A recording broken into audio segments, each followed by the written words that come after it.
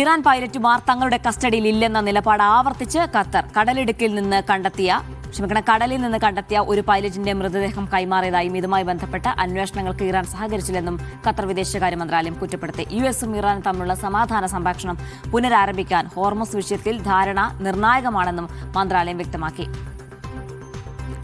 Abbas Muhammad ചേർന്ന വിശദാംശങ്ങൾ നൽകാൻ. അബ്ബാസ്, ഈ വിഷയത്തിൽ എന്താണ് ഖത്തർ പറയുന്നത്?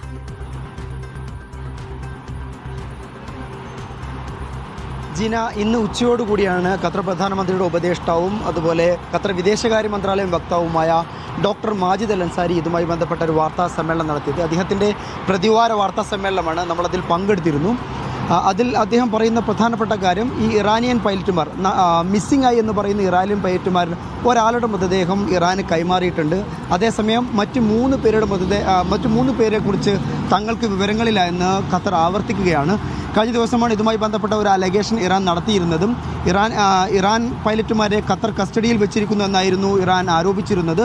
ഇതുമായി ബന്ധപ്പെട്ടാണ് വിദേശകാര്യ മന്ത്രാലയം ഔദ്യോഗികമായി തന്നെ ഇക്കാര്യത്തിൽ ഒരു വ്യക്തത വരുത്തിയത്. ഈ മിസ്സിംഗ് പൈലറ്റുമാർ എന്ന് പറയുന്ന ഈ പൈലറ്റുമാർ തങ്ങളുടെ പക്കലില്ല എന്നാണ് ഖത്തർ വ്യക്തമാക്കുന്നത്. ഇതോടൊപ്പം തന്നെ ഒരാളുടെ മൃതദേഹം കിട്ടിയെന്നും അത് ഇറാനിലേക്ക് കൊടുത്തയച്ചു എന്നും പറയുന്നു. ഇതോടൊപ്പം ഇക്കാര്യങ്ങളിൽ ഒരു വിശദമായ അന്വേഷണത്തിനായി ഇറാനിൽ നിന്നുള്ള ടെക്നിക്കൽ ടീമിനെ തങ്ങൾ ക്ഷണിച്ചിരുന്നു. എന്നാൽ ഇതുമായി ബന്ധപ്പെട്ട് ഇതുവരെ ഒരു അനുകൂലമായിട്ടുള്ളൊരു മറുപടിയല്ല ഇറാൻ്റെ ഭാഗത്ത് നിന്ന് കിട്ടിയത് എന്നാണ് ഖത്തർ വിദേശകാര്യ മന്ത്രാലയം വക്താവ് അറിയിക്കുന്നത്.